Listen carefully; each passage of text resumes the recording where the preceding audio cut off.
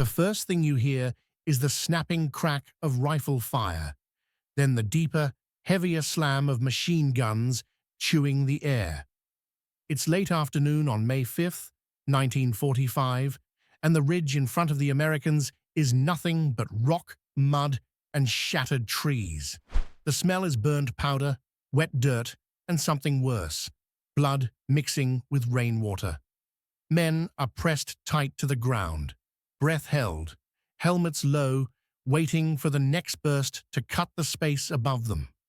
Up here on Okinawa, near a brutal cliff line the soldiers have started calling Hacksaw Ridge, the battlefield doesn't feel like a place. It feels like a trap. And somewhere on that ridge, a medic without a rifle is about to do something that sounds impossible, even in war.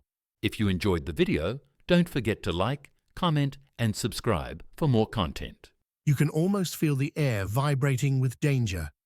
The Americans have climbed the face of the escarpment using cargo nets and ladders, reaching the top only to meet a storm of bullets. The Japanese defenders are dug in deep, firing from caves and hidden positions, using the ridge like a fortress. The attack bogs down fast. Casualties stack up. A few yards of ground costs a life. And then the order comes down the line. Pull back, get off the top of the ridge, fall to the edge, regroup, survive. Most men don't argue with an order like that. Not here, not now. They crawl back, dragging the wounded when they can, leaving behind the ones they can't reach. It's the hardest thing a soldier can do, and they hate themselves for it. The ridge is full of voices, moans, coughing, prayers, frantic shouts that fade into the gunfire.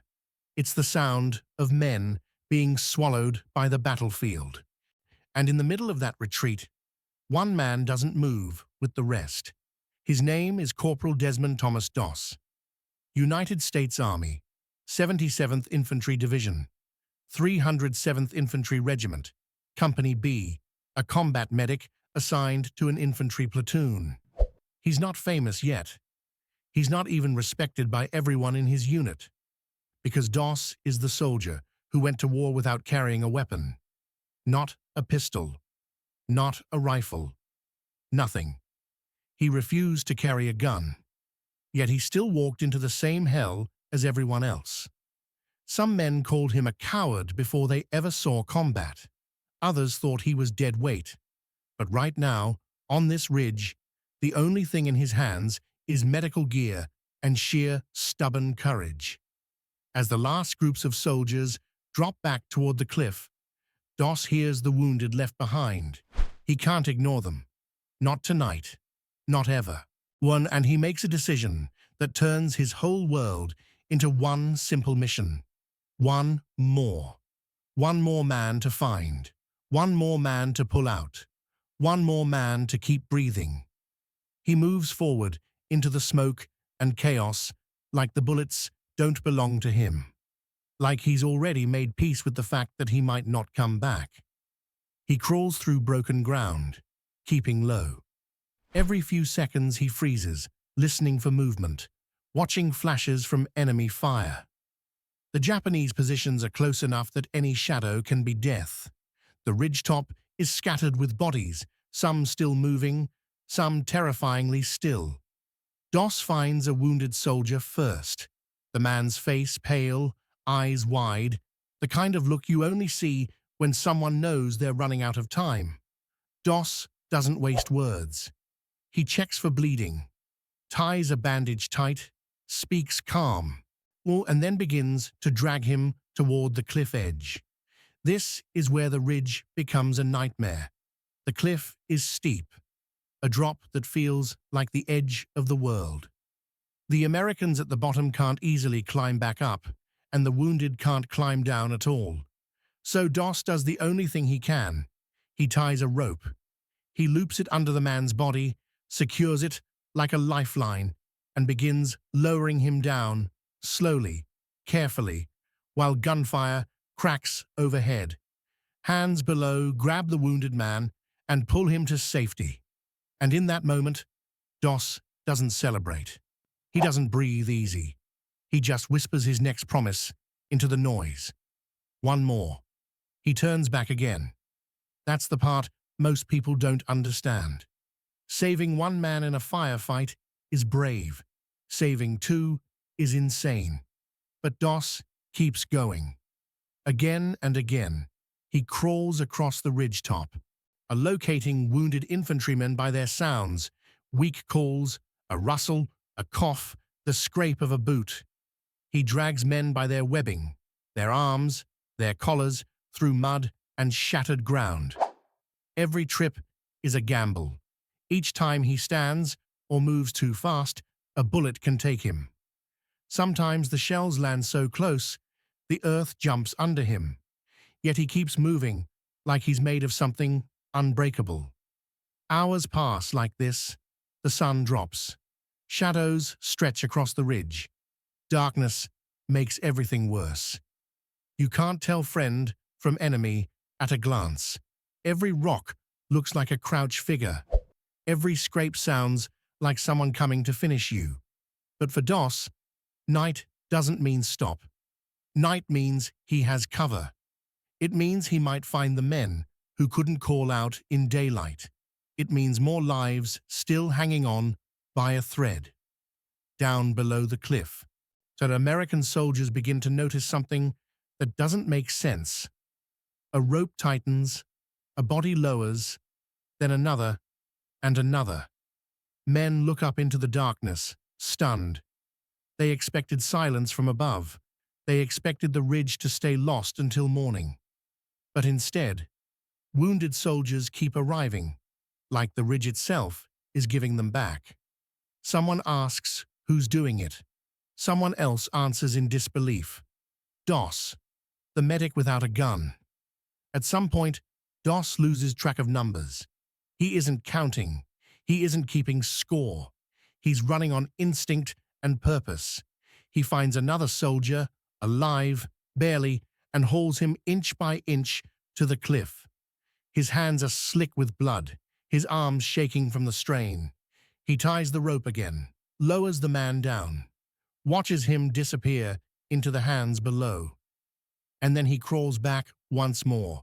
Yeah, this is why people say he ran into gunfire over and over, as if death was just another obstacle.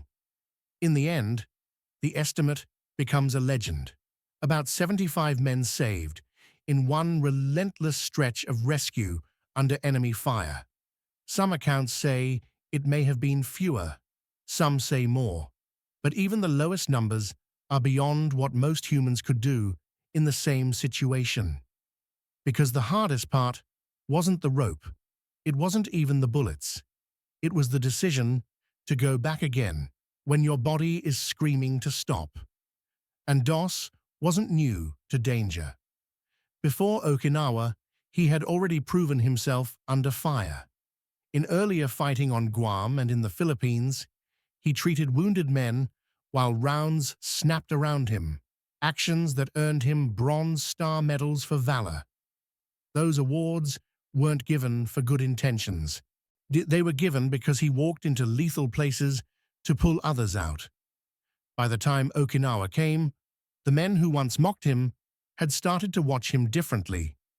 Not because he carried a weapon, but because he carried the burden nobody else could carry, saving lives when it would be easier to hide. Okinawa was a different kind of battle, though.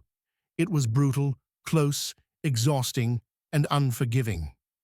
The ridge itself became a symbol of that war. Attacks up the cliff, desperate fighting on top, rain turning the ground into sludge, artillery pounding day and night. And still, Doss stayed with the infantry, moving wherever the wounded fell. Not behind the lines, not safe. Right there, where screams and gunfire lived.